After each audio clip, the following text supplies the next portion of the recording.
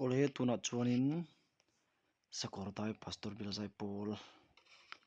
zai kan rek dona longai lachin potang o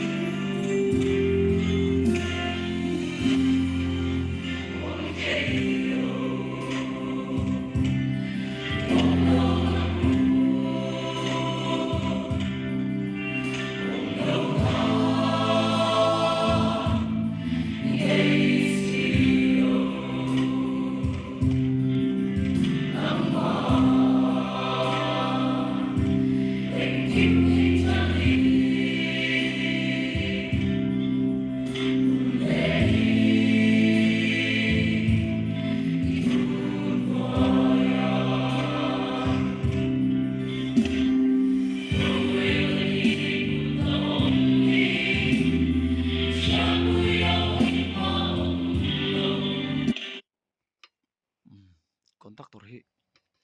tlangwalaram tlunga vaidin pransania asol fave dan hi a common lo via meya hitianga zaipol kontaktor kontak hi mutrawang meya akutan veidan te kutum hom chungin an phar chhovela an chum thlavela ni amunam khop mai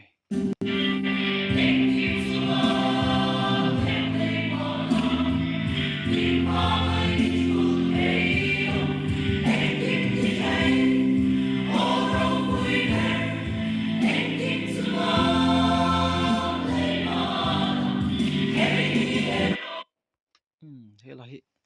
lalar tak mai nia asatu te ponan sathiam trin kop mai lahi ngai thak pon nom ba chawrai pastor Bilzai Paul te pon hin sathiam khop mai ei nulate